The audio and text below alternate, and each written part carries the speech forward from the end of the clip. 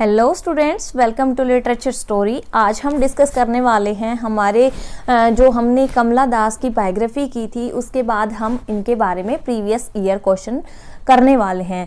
तो यहाँ पर आप देखेंगे कि हर एक क्वेश्चन रिपीटेड है किसी न किसी एग्जाम में, टीजीटी, पीजीटी या जीआईसी या आरपीएससी, DSSS किसी न किसी एग्जाम में वो क्वेश्चन आपका रिपीट हुआ है और हम उन्हीं इम्पॉर्टेंट क्वेश्चंस को यहाँ पर करने वाले हैं। तो चलिए शुरू करते हैं।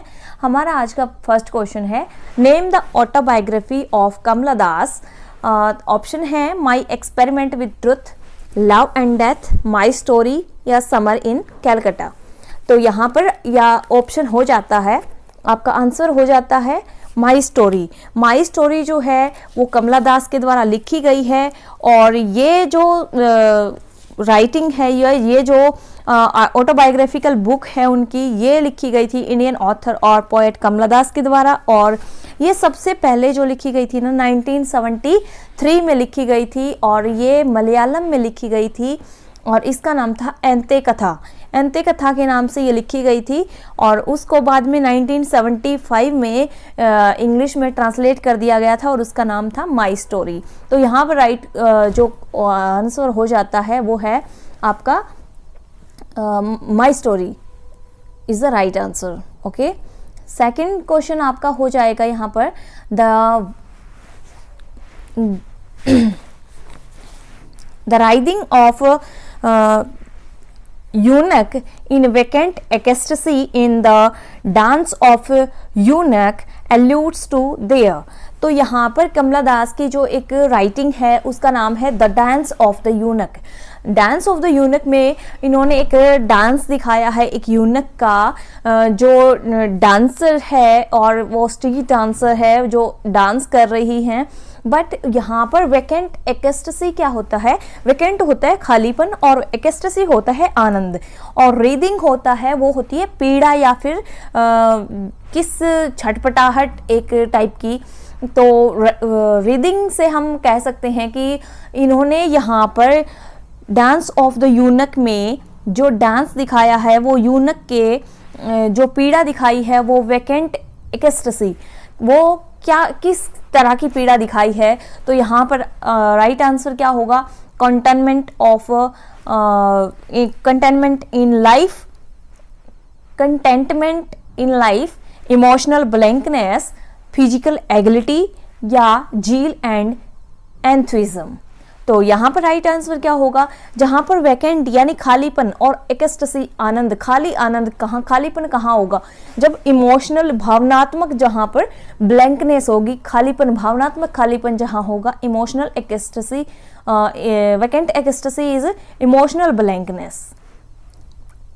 थर्ड क्वेश्चन हमारे यहाँ पर हो जाता है, Kamala Das in her poem dance of the eunuch sets up a contrast between. तो यहाँ पर इन्होंने कहा है कि किस के बीच में कॉन्ट्रास्ट है। तो यहाँ पर greenery and deluge, ecstasy and sterility, mirth and guilt, heat and dust. तो यहाँ पर हीट एंड डस्ट का तो कोई जिक्र ही नहीं है, ग्रीनरी एंड डेलेज का भी कोई जिक्र नहीं है कि हरा भरा और या फिर ऐसा कोई भी नहीं है।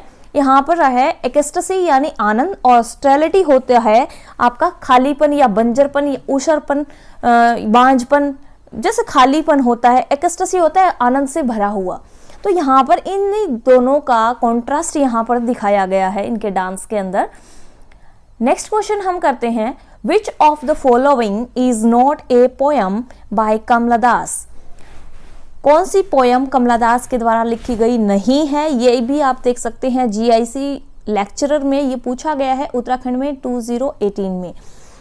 The freaks, my grandmother house, तेजूरी, a hot noon in Malabar. तो यहाँ पर आपको अंदाज़ा लग गया होगा क्योंकि मैंने बायोग्राफी करवाई थी अरुण कोलाटकर जी की और उसमें उनकी एक राइटिंग है तेजूरी और कई जगह उनका नाम आता है जेजूरी। तो ये तेजूरी जो है वो इनकी नहीं है और ये मराठी और इंग्लिश जो राइटर हैं, पोएट हैं, इंडियन पोएट अरुण कोलाटकर जी 1976 में उन्होंने तेजूरी लिखी थी। नेक्स्ट में हमारा जो क्वेश्चन है वो है, what did the eunuch not sing about as they danced in Kamala Das poem on them. तो यहाँ पर है कि किसके बारे में वो नहीं गा रहे हैं, लवर्स डाइंग के बारे में गा रहे हैं, चिल्ड्रन लेफ्ट अनबॉर्न, मेलनकलिक थीम या बेटर टाइम्स टू कम। तो वो किसके बारे में यहाँ पर नहीं गा रहे हैं, तो यहाँ पर किसके बारे में नहीं गा रहे हैं इन्होंने पूछा है। तो राइट आंसर आपका हो जाएगा better times to come. Better times to come के बारे में नहीं गा रहे हैं कि अच्छा टाइम आएगा, अच्छा समय आएगा, वो लवर्स डाइंग के बारे में बात कर रहे हैं। मेलनकलिक थीम उनका है ही, और मेलनकलिक थीम के ऊपर मेलनकलिक सॉन्ग वो गा रहे हैं, उसी के ऊपर वो डांस कर रहे हैं। और चिल्ड्रन लेफ्ट अनबॉर्न जो हैं उसके बारे में वो गा रहे हैं। बेटर टाइम्स टू कम ये उसके बारे में नहीं गा रहे हैं। नेक्स्ट हमारा क्वेश्चन हो जाता है the expression I do not love, I can not love, it is not in my nature of love appears in. ये यूपी पीजीटी में पूछा गया है। The sunshine cat, a hot noon in Malabar. The sunshine cat जो कमला दास के द्वारा लिखी गई थी उसमें यह अपीयर होती है। नेक्स्ट क्वेश्चन हम करने वाले हैं which of the following works is not written by Kamala Das, कि इनमें से कौन सा वर्क है जो कमला दास के द्वारा नहीं लिखा गया। आपको पता है कि नहीं वाले जो क्वेश्चन हैं वो ज़्यादा पूछे जाते हैं। Descendants, the old play house and other poems, summer in Calcutta and the unfinished man. आपको पता अंदाज़ा लग गया होगा ऑप्शन देख के कि द डिसेंडेंट्स भी इन्हीं की है, the old play house and other poem भी कमला दास की ही है, समर इन कैलकाटा भी इनकी है, और द अनफिनिश्ड मैन ये पोयम इनकी नहीं है, ये लिखी गई है आपकी निसिम एजिकल के द्वारा। और निसिम एजिकल ने जो ये पोयम लिखी थी, निसिम एजिकल ने ये पोयम लिखी थी, और उनकी जो तीनों पोयम हैं द डिसेंडेंट्स कब लिखी गई थी, तो ये लिखी गई थी 1967 में ये लिखी गई थी। The old play house and other poems ये लिखी गई थी आपकी 1973 में, जब इनकी अंत्य कथा लिखी गई थी मलयालम में, उस टाइम पे ये लिखी गई थी 1973। और समर इन कैलकाटा लिखी गई थी आपकी 1965 में। ठीक है, तो एक बार थोड़ा सा ये ध्यान रखिएगा क्योंकि आपके एग्ज़ाम में आता है, तो ये ज़रूरी है ध्यान रखना। तो नेक्स्ट हम करते हैं What was not a part of the attire of the eunuch in Kamala Das poem Dance of the Eunuchs। ये RPSC PGT में पूछा गया है कि कौन सा इसमें से जो नहीं है, एक पार्ट नहीं है, तो इसमें से कौन सा इनका पार्ट नहीं है। वाइट स्कर्ट उन्होंने पहनी हुई है, उनके बारे में इन्होंने ना डिस्क्रिप्शन दिया हुआ है कि वो डांस करने वाले जो हैं वो स्ट्रीट डांसर हैं वो कैसे हैं। तो वाइट स्कर्ट उन्होंने पहनी हुई है, जिंगलिंग एंकलेट्स उन्होंने पहनी हुई है, जिंगलिंग एंकलेट्स का मतलब होता है जो पाजेब, और green tattoos on the cheeks. तो उसमें हैवी सिल्वर ज्वेलरी जो है वो इसका पार्ट नहीं है। फिर आरपीएससी के पीजीटी के पेपर से ही एक क्वेश्चन और उठाया है। तो the dance of the eunuch in Kamala Das poem by the same name was loud and frenzied. Their songs were enchanting and soothing, spiritual and peaceful, sad and melancholy, of fairies and elves। इन्होंने पूछा है कि जो dance of the यूनक का जो poem है उसमें इन्होंने किसके बारे में सॉन्ग गाया है। क्या ऐसा स्पिरिचुअल गा रहे हैं, या फिर फेरीज के बारे में, परियों की कथा के बारे में गा रहे हैं, या फिर एन्चेंटिंग एंड सूथिंग सॉन्ग जो आनंद देता है ऐसा गा रहे हैं। नहीं, वो सैड एंड मेलनकलिक सॉन्ग यहाँ पर गा रहे हैं। तो ऑप्शन सी आंसर था उसका। Despite the visual richness of the poem Dance of the Eunuch, Kamala Das creates an atmosphere of gloom and depression। ये भी देखो RPSC PGT 2016 में इसी में से क्वेश्चन उठाए थे उस टाइम पे।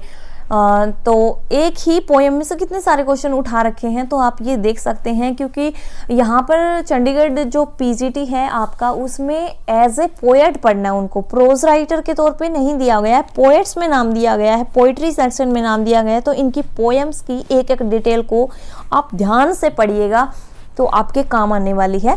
ग्लूम एंड डिप्रेशन, यहाँ पर ऑप्शन हम देखते हैं, बी ऑप्शन क्या है, ओवर पावरिंग हिलैरिटी, जॉय एंड प्लीजेंटनेस और लाइट ग्लैडनेस। तो यहाँ पर राइट आंसर क्या होगा कि विजुअल रिचनेस है पोएम में, क्रिएट एन एटमोसफेयर, ये क्या क्रिएट कर रही हैं, तो क्या दिखा रही हैं। तो यहाँ पर जो राइट आंसर होगा वो होगा आपका ग्लूम एंड डिप्रेशन, क्योंकि यहाँ पर वो मेलैंकोलिक सॉन्ग गा रहे हैं, सैड, बिल्कुल खालीपन, इमोशनल ब्लैंकनेस की यहाँ पर बात कर रहे हैं, डाइंग लवर के बारे में बात कर रहे हैं, चाइल्ड लेफ्ट अनबोर्न के बारे में बात कर रहे हैं। तो वो और क्या, मतलब इतने मेलैंकोलिक चीज़ें वो यहाँ पर एक्सप्रेस कर रहे हैं ये अपने सॉन्ग में। तो वो कैसा एटमॉस्फेयर क्रिएट करेंगे, एटमॉस्फेयर यहाँ पर कैसा होगा, तो ग्लूम एंड डिप्रेशन का ही होगा। ठीक है, नेक्स्ट हम बात करते हैं a typical theme of the eunuch song in Kamala Das, the dance of the eunuch. ये भी देखिए आरपीएससी पीजीटी में ये पूछा गया है, बिल्कुल एक ही पोएम उठा के रखी है इन्होंने, हर एक पेपर में, हर एक शिफ्ट में इन्होंने यही पोएम उठाई थी। Poverty and pain, floods and fires, lovers dying, children abandoned. यहाँ पर इन्होंने एक टिपिकल थीम उठाया था कमला दास ने इसके अंदर, तो वो कैसा थीम था, क्या थीम था, तो यहाँ पर जो राइट आंसर होगा वो लवर डाइंग हो जाएगा। लवर्स डाइंग इसलिए हो जाएगा क्योंकि इन्होंने लवर डाइंग, चिल्ड्रन अबेंडन के बारे में भी बात करी है, लेकिन इन्होंने पूछा टिपिकल थीम क्या था, टिपिकल थीम तो यही था, लवर्स डाइंग। नेक्स्ट आपका हो जाता है question, the story in which Kamala Das refers to a lesbian relationship is. देखो DSSB में पीजीटी में 2014 में ये पूछा गया था, तो कोई ज़रूरी नहीं है, उस टाइम पे जो पीजीटी में पूछे गए थे वो आज अभी एट ए टाइम प्रेजेंट में टीजीटी में आ रहे हैं। तो इसके आंसर क्या है, इसके ऑप्शन क्या है, इकबाल, बी है the guest, see the doll for the child prostitute और डी इन लव। तो यहाँ पर इसका राइट आंसर क्या होगा, जहाँ फीमेल रिलेशनशिप के बारे में बताया गया है तो वो है इकबाल। इकबाल एक स्टोरी है जिसमें कमला दास ने इस रिलेशनशिप को बताया है। नेक्स्ट क्वेश्चन हम करते हैं, what does the impatient dancing of the eunuch reflect in Kamala Das poem, their inner emptiness and melancholy. ये आरपीएससी 2013 में पूछ रही है और यही पोएम इन्होंने 2016 में देखो रिपीट करी है। तो रिपीटेड क्वेश्चन आते हैं उसी पोएम, जरूरी नहीं है वो सेम क्वेश्चन आपका रिपीट हो जाए, हो सकता है उसकी लैंग्वेज चेंज कर दे। अभी इन्होंने क्या किया है, लैंग्वेज ही चेंज की है। The inner emptiness and melancholy, their fervour and their gusto, their unquenching zeal and enthusiasm, their happiness and contentment. देखो यही ऑप्शन थे उसमें कंटेंटमेंट वाले, एंथुइज्म के, बट यहाँ पर इन्होंने लैंग्वेज चेंज कर दी है उनकी, है ना। तो यहाँ पे आप देख सकते हैं, तो इसका राइट आंसर क्या होगा, आपने अंदाजा लगा लिया होगा, their inner emptiness and melancholy is the right answer, A is the right answer. Next question हम करते हैं, in the poem dance of the eunuchs where were the eunuch dancing. अब देखिए आरपीएससी पीजीटी में ये 2011 और 13, 11 और 13 दोनों ईयर्स में यही क्वेश्चन रिपीट हुआ है सेम, और बिल्कुल क्या पूछा है, बिल्कुल छोटी सी डिटेल पूछी और वो भी पीजीटी में, कि कहाँ पे वो डांस कर रहे हैं। बीन्थ द फेरी गुलमोर ट्री, किसके नीचे डांस कर रहे हैं, अमलतास के पेड़ के नीचे, गुलमोर के पेड़ के नीचे, या फिर ग्रीनवुड के नीचे, या फॉरेस्ट यानी जंगल में। तो वो कहाँ पे डांस कर रहे हैं, तो वो डांस कर रहे हैं गुलमोहर ट्री के नीचे, वो डांस कर रहे हैं। तो ए इज द राइट आंसर। ये जो पोएम है, आप एक बात और ध्यान रखिएगा, डांस ऑफ द यूनक, ये डांस ऑफ द यूनक ये कब लिखी गई थी? हो सकता है आपसे अभी तक ये चीज़ें पूछी हो सकता है नेक्स्ट ये भी पूछ लिया जाए। तो ये जो पोएम लिखी गई थी 1965 में ये लिखी गई थी, 1965 में ये पोएम लिखी गई थी। और ये समर इन कलकत्ता जो इनका पोइट्री कलेक्शन था उसके अंदर ये लिखी गई थी। ये ध्यान रखिएगा, क्या पता ये क्वेश्चन भी बन जाए आपके। The eunuch were singing song which were. अब ये इन्होंने देखो बिल्कुल छोटा सा क्वेश्चन पूछा है, 2011 का ये पेपर है, क्वेश्चन है आरपीएससी पीजीटी में। रोमांटिक सॉन्ग आ रहे हैं, वेडिंग सॉन्ग आ रहे हैं, मेलनकलिक या फिर पैट्रियोटिक सॉन्ग आ रहे हैं। तो वो कैसा सॉन्ग आ रहे हैं? मेलनकलिक सॉन्ग आ रहे हैं, बिल्कुल वो दुख भरा संगीत गा रहे हैं यहाँ पर। विच of the following writers rights uninhabitedly about his or her sexual relationship। इनमें से किस राइटर ने लिखा है जो उस टाइम की जो भी समय की परंपरा थी उसको तोड़कर उन्होंने सेक्सुअल रिलेशनशिप के बारे में, इंटीमेट रिलेशनशिप के बारे में लिखा है, तो वो किसने लिखा है? या जो कन्फेशनल हम पोएट कह सकते हैं जिनको, वो कौन है? तो मुल्कराज आनंद है या निसिम एजिकल हैं, कमला दास हैं या रॉबर्ट फ्रोस्ट हैं? तो ये बिल्कुल इजी आंसर है कमला दास, क्योंकि कमला दास ने कन्फेशनल राइटिंग्स लिखी हैं जिनमें उन्होंने कन्फेस किया है अपनी लाइफ को, अपने इंटीमेट रिलेशनशिप को, अपनी सेक्सुअल रिलेशनशिप को उन्होंने अपनी राइटिंग्स में लिखा है। Which of the following collection of poems was written by Kamala Das? कि कैसी उनके द्वारा पोएम जो लिखी गई है, which of the following, कौन सी इसके अंदर से इन्होंने एक कलेक्शन लिखा है, पोएटिक कलेक्शन इनका कौन सा है? Summer in Calcutta, Gitanjali, leaves of grass and song and sonnets. तो समर इन कलकत्ता आप बता सकते हैं आराम से, क्योंकि समर इन कलकत्ता एक पोएटिक कलेक्शन है, कमला दास के द्वारा लिखा गया है, 1965 में इन्होंने लिखा था। और गीतांजलि जो है आपको पता है रविंद्रनाथ टैगोर ने लिखी थी। लीव्स ऑफ ग्रास आपका वाल्ट विटमैन का है, सॉन्ग एंड सोनेट्स भी इन्हीं का है।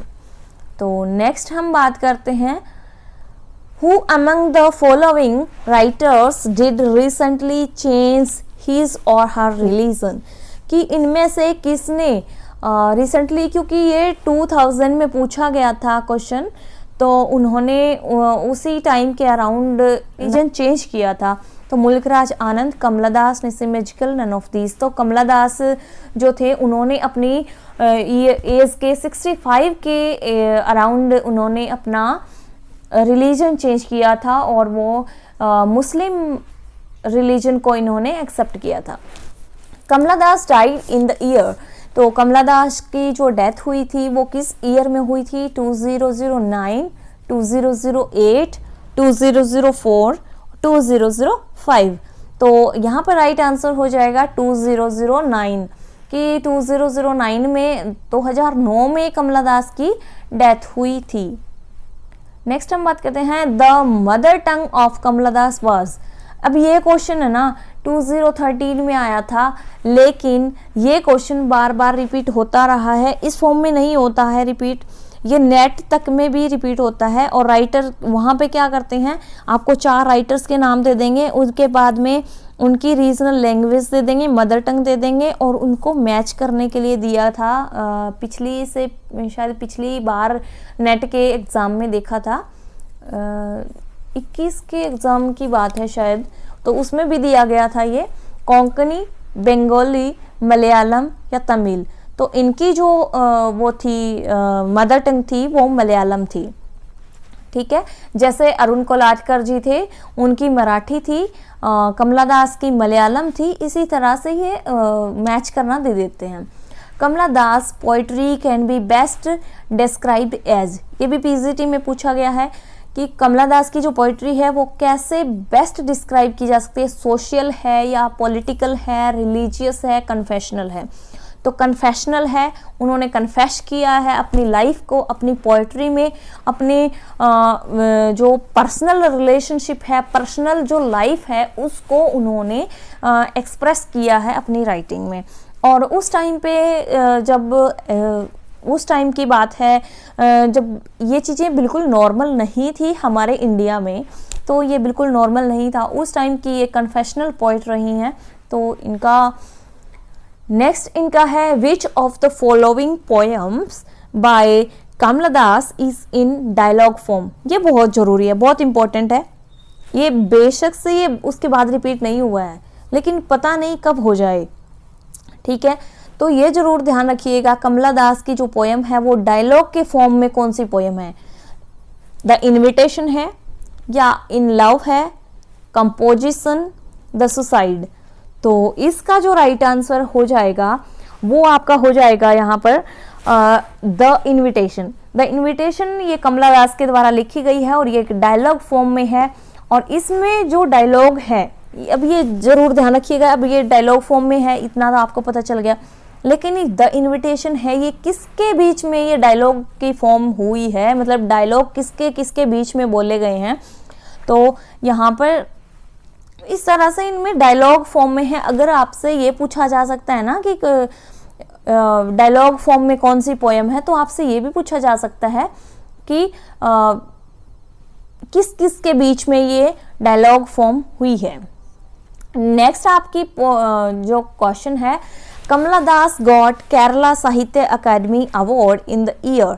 तो देखिए जब हम कोई भी राइटर पढ़ते हैं तो वो बहुत ज़्यादा इम्पोर्टेंट हो जाते हैं तब जब उनको कोई ना कोई अवार्ड दिया गया हो, साहित्य अकेडमी अवार्ड मिला हो, चाहे वो कोई और अवार्ड मिला हो, तो जब या फिर नोबेल प्राइज़ हो, लिटरेचर का कोई और अवार्ड मिला हो, तो ये बहुत इम्पोर्टेंट हो जाता है।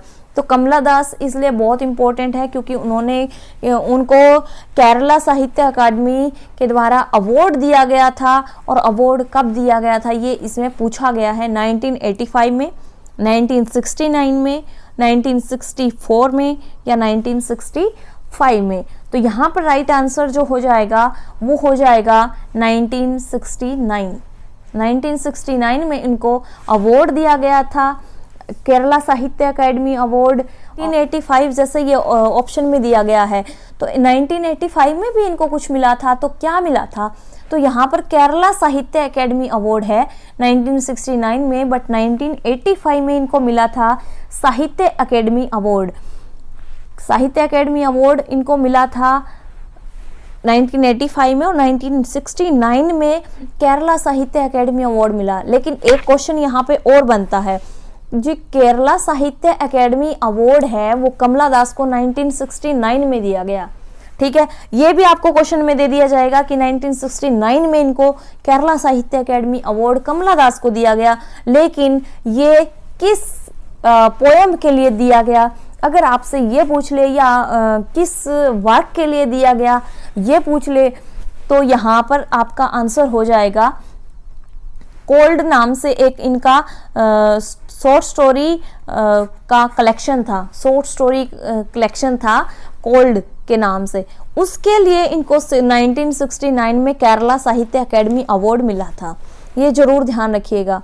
नेक्स्ट हम बात करते हैं, which of the following is not a poem by Kamala Das. Summer in Calcutta, आपको पता है ये तो थी, ये तो इनका पोएटिक कलेक्शन था। The dance of the eunuch, ये भी इनका इसी पोएटिक कलेक्शन में था। नाइट ऑफ द स्कॉर्पियन, अब आप अंदाजा लगा सकते हैं, और कृष्णा। अब नाइट ऑफ द स्कॉर्पियन आपको पता है ये निसीम एजिकल के द्वारा लिखी गई थी, और कृष्णा जो है वो कमला दास की ही पोएम है। तो night of the scorpion is not written by Kamala Das, it is written by Nissim एजिकल।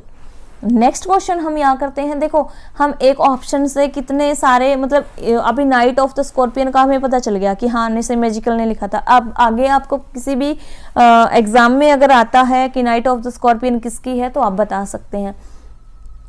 PYQ करने का यही बेनिफिट होता है कि आपको पता चलता है कि किस तरह से पोएम में क्या कुछ उठाया गया है, उसकी लैंग्वेज क्या हो सकती है, कितना मोल्ड करके दे सकते हैं आपको। नेक्स्ट आपका क्वेश्चन है, the author of my story is. My story के राइटर कौन है? Ruskin bond. रस्किन यहाँ पे आधा नाम दिया है, रस्किन बॉन्ड पूरा नाम है। पीजीटी 2011 में आया हुआ है ये। सेकंड है कमला दास, अमिताभ घोष या वीएस नायपॉल। तो माई स्टोरी 1975 में ये इंग्लिश में ट्रांसलेट की गई थी, माई स्टोरी पब्लिश हुई थी, कमला दास की है। और 1973 में इसको जो ओरिजिनली लिखा गया था वो मलयालम में लिखा गया था 1973 में, और इसका नाम था, इसका जो टाइटल था वो था एंते कथा। एंते कथा के नाम से ये ऑटोबायोग्राफिकल फॉर्म में। I am sinner, I am saint, I am the beloved and the betrayed. तो ये किसने लिखा था? रविंद्रनाथ टैगोर, निसिम एजिकल, कमला दास या सरोजिनी नायडू। कमला दास ने ये लिखा था I am sinner, I am saint, I am the beloved and the betrayed. तो फीमेल राइटर भी 2 दी हैं, 2 मेल राइटर दे दिए हैं, तो इन्होंने कंफ्यूज तो किया है अपने हिसाब से तो। बट हम यहाँ कमला दास, अब अगर हम क्लियर हैं कि हाँ ये इनकी द्वारा लिखी गई है, कन्फेशनल राइटर कमला दास हैं, तो हम उनकी जो लाइन्स हैं वो आसानी से पहचान सकते हैं। नेक्स्ट आपका हो जाता है what is the real name of the poetess Kamala Das. 2009 PGT का पेपर है, उसमें ये पूछा गया है। आरपीएससी में पीछे अभी शायद 22 में, 23 में ये पूछा गया था। सेकंड ग्रेड और फर्स्ट ग्रेड के जो एग्ज़ाम हुए थे उसमें भी ये क्वेश्चन पूछा गया था, तो कि कमला दास का रियल नेम क्या है। तो रियल नेम क्या था? माधवी कुट्टी, रत्नावली, कल्लूरी देवी या नन ऑफ देम। तो जो इनका जो आंसर है यहाँ पर, रियल नेम क्या था? तो माधवी कुट्टी था, माधवी कुट्टी था। कमला दास उनके शादी के बाद इनका नाम हो गया था, वैसे इनका नाम था of alienation is central to the poetry of Nissim Ezekiel, Kamala Das, Robert Frost या वॉल्ट विटमैन। तो इसका राइट आंसर आपका हो जाएगा कमला दास। कमला दास की पोइट्री में ये थीम है, theme of alienation. Theme of alienation होता है थीम ऑफ डिसइल्यूजनमेंट। या what is the title of Kamala Das autobiography? Autobiography का टाइटल क्या था? तो माई स्टोरी था। माई स्टोरी जो है वो इंग्लिश में इनका टाइटल था।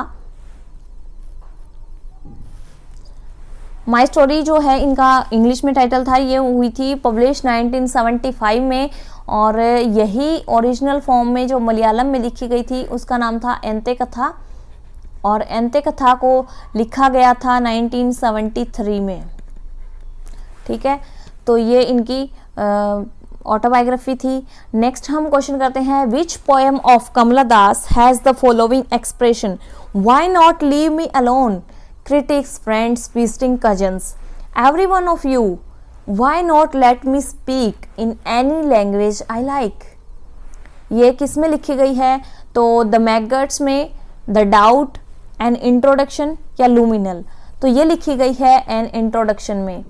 ये एन इंट्रोडक्शन में इसलिए लिखी गई है, ये इनका ऑटोबायोग्राफिकल वर्क नहीं है, ये ऑटोबायोग्राफिकल वर्क नहीं है, बट ये एक कन्फेशनल आप वर्क बोल सकते हैं, जिनमें इन्होंने कन्फेस किया है अपनी लाइफ को, अपने चाइल्डहुड को भी बताया है इन्होंने, अपने coming of age, her puberty age और हर अडल्टहुड को उन्होंने दर्शाया है। बट ये ऑटोबायोग्राफिकल नहीं बोल सकते, हाँ सेमी ऑटोबायोग्राफिकल, क्योंकि उन्होंने थोड़ी थोड़ी चीज़ें बताई हैं, कन्फेस किया है, बट ये ऑटोबायोग्राफी नहीं है। ठीक है, नेक्स्ट हम क्वेश्चन करते हैं the old play house by Kamala Das is a poem of. The old play house है वो जो कमला दास की जो पोएम है वो क्या है? Surrender to male domination, protest against male domination, harmony between husband and wife या जेलसी। आप अंदाजा लगा सकते हैं कमला दास की अगर पोएम है तो उसमें सरेंडर आएगा या प्रोटेस्ट आएगा। तो सरेंडर तो कहीं आ ही नहीं सकता, प्रोटेस्ट ही आएगा, protest against male domination. This poem of Kamala Das attempts to put the relationship between the masculine and feminine world under a lens. तो यहाँ पर इन्होंने क्या बताया है कि प्रोटेस्ट किया है मेल डोमिनेशन के अगेंस्ट। नेक्स्ट इनका क्वेश्चन है I am every woman who seeks love. These lines are from the poem of Bai. तो ये कमला दास की पोएम में से है कि I am the every woman who seeks love. यहाँ पर क्या है, इन्होंने फेमिनिस्ट पोएटस होने का यहाँ पर ये दे दिया है कि जो ये मैं हूँ वो हर एक वुमेन की आवाज़ है. तो इन्होंने दिया है ये एन इंट्रोडक्शन में ये लाइंस आई है. अब आपसे ये भी पूछा जा सकता है ये आई कहाँ से हैं, तो एन इंट्रोडक्शन इनकी एक पोएम है उनमें आई है. नेक्स्ट है द डांस ऑफ यूनक. देखो 2005 पीजीटी की बात है ये, और इसमें यही पूछा गया है. The dance of eunuch has been written by Sylvia Plath, Sarojini Naidu, Kamala Das या निसिम एजिकल. तो कमला दास ने ये लिखी गई है, और आपको पता है गुलमोहर ट्री के नीचे ये डांस कर रहे हैं और मेलनकलिक सॉन्ग गा रहे हैं. मेलनकलिक थीम है, इमोशनल एम्प्टीनेस से भरा हुआ जो संगीत गा रहे हैं ये. और नेक्स्ट हम क्वेश्चन करते हैं who is the author of summer in Calcutta. Summer in Calcutta के ऑथर कौन है? निसिम एजिकल है, ए.के. रामानुजन है, कमला दास है या तोरू दत्त है. तो इसका राइट आंसर आपका हो जाएगा, क्योंकि आप सबको पता है कमला दास इसका राइट आंसर है. नेक्स्ट हम बात करते हैं when was Kamala Das born. तो कमला दास का जन्म कब हुआ था? 1934 में, 1937 में, 1947 में या 1941 में. तो कमला दास का जो जन्म हुआ था वो 1934 में हुआ था, और डेट थी 31 मार्च को हुआ था, और 1934 में. अब आपको पता है 31 मार्च 1934 को इनका जो बर्थ हुआ था वो कहाँ पर हुआ था, ये भी आ सकता है. तो ये हुआ था साउदर्न मालाबार इंडिया में, और इनका जो विलेज का नाम था पुण्यारकुलम. इनके विलेज का नाम था, प्लेस का नाम था जहाँ पे इनका जन्म हुआ था. नेक्स्ट क्वेश्चन हम करते हैं who is the author of the volume of poems the descendants. The descendants है वो किसके द्वारा लिखी गई है? तो वो लिखी गई है, किसके द्वारा लिखी गई है? निसिम एजिकल है, ए.के. रामानुजन, कमला दास या नन ऑफ देम. तो द डिसेंडेंट्स हमें पता है कमला दास के द्वारा लिखी गई है, और कमला दास इसका राइट आंसर हो जाता है. नेक्स्ट हम बात करते हैं who among the following later embraced Islam. Embraced Islam को किसने कबूल किया था लास्ट अपने बाद में? तो पहले वो मुस्लिम नहीं थे, इस्लाम को उन्होंने, पहले वो इस्लामिक नहीं थे, बाद में उन्होंने इस्लाम को कबूल किया था. तो कमला मार्कंडेय, कमला दास, निसिम एजिकल, मुल्कराज आनंद. देखो अब यहाँ पर क्या है, आपको 4 ऑप्शन दिए हैं, लेकिन 2 ऑप्शन यहाँ पर सेम दे दिए गए हैं. अगर यहाँ पर कमला मार्कंडेय है एक तरफ और एक तरफ है कमला दास, ठीक है, कमला दास हमारा राइट आंसर हो जाता है. और कमला मार्कंडेय जो है वो एक इंडियन राइटर ही हैं, बट वो अलग हैं, ठीक है. अगर यहाँ कमला सुरैया होता कमला दास की जगह, तो आप कमला सुरैया करते, ठीक है, वो आपका सही होता. नेक्स्ट आपका क्वेश्चन हो जाता है the old play house and other poems was written by. तो ओल्ड प्ले हाउस और अदर पोएम है वो किसके द्वारा लिखी गई है? टी.एस. इलियट है, या कमला दास है, मुल्कराज आनंद है, या निसिम एजिकल है. तो इसका राइट आंसर हो जाता है कमला दास के द्वारा लिखी गई है. ये भी पीजीटी आपका 2010 में पूछा गया है. नेक्स्ट आपका क्वेश्चन आ जाता है the theme of dash dominates the poetry of Kamala Das. अब ये देखिए यहाँ पे वैसे ही आंसर लगा हुआ है. डेथ का इन्होंने थीम दिया है, या पेट्रोटिज्म का दिया है, डिजीज का दिया है, या लव का दिया है. तो जो थीम दिया है कमला दास ने वो लव पोइट्री का दिया कि कमला दास की ही फीलिंग नहीं है, उन्होंने हर एक वुमेन की अपनी फीलिंग को दर्शाया है. तो ये फेमिनिस्ट पोएट हैं, तो और कन्फेशनल पोएट हैं ये.